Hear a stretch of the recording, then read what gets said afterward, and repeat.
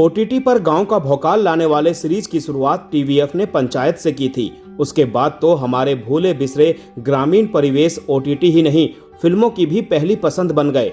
इसके बाद दोपहिया और ग्राम चिकित्सालय जैसी सीरीज ने ग्रामीण जीवन की सादगी, संघर्ष और हास्य को दर्शकों के और करीब ला दिया।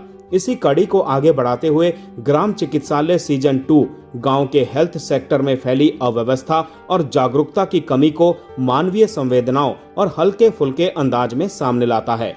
पिछले सीजन में डॉक्टर प्रभात को ग्राम चिकित्सालय को पटरी पर लाने के लिए कई चुनौतियों का सामना करना पड़ा था, लेकिन इस बार उनकी सबसे बड़ी परेशानी मरीजों की नहीं बल्कि दवाओं की कमी है। दूसरी ओर नीम हकीम खतरे जान कहावत को चरितार्थ करता डॉक्टर चेतक अपनी आधी अधूरी जानकारी लेकिन पूरे आत्मविश्वास के साथ मरीजों का इलाज करता है और प्रभात के लिए मुश्किलें खड़ी करता है।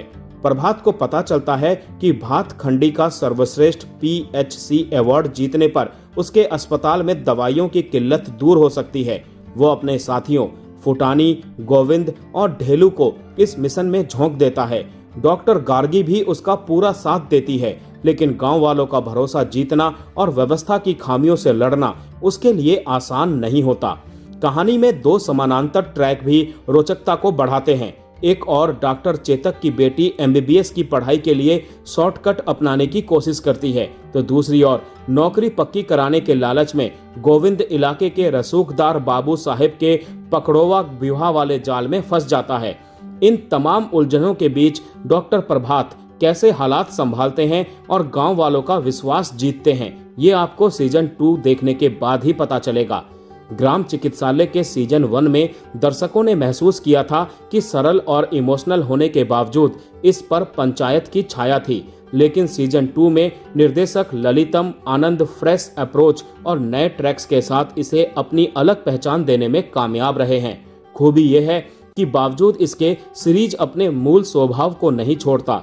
ग्रामीण अंचलों में मेडिकल क्षेत्र में संसाधनों की कमी, स्वास्थ्य को लेकर लोगों में जागरूकता का ना होना और अंधविश्वास में लिप्त रहना जैसे मुद्दे कहानी के साथ साथ बिना किसी मेलोड्रामा के चलते हैं। इसकी समस्याएं पहाड़ जैसी विशालकाय नहीं हैं, बल्कि रोजमर्रा के ग्रामीण जीवन की उलझनों को हास्य में पिरोकर ऐसे पेश करती है कि आप अनायास ही मुस्कुरा देते हैं।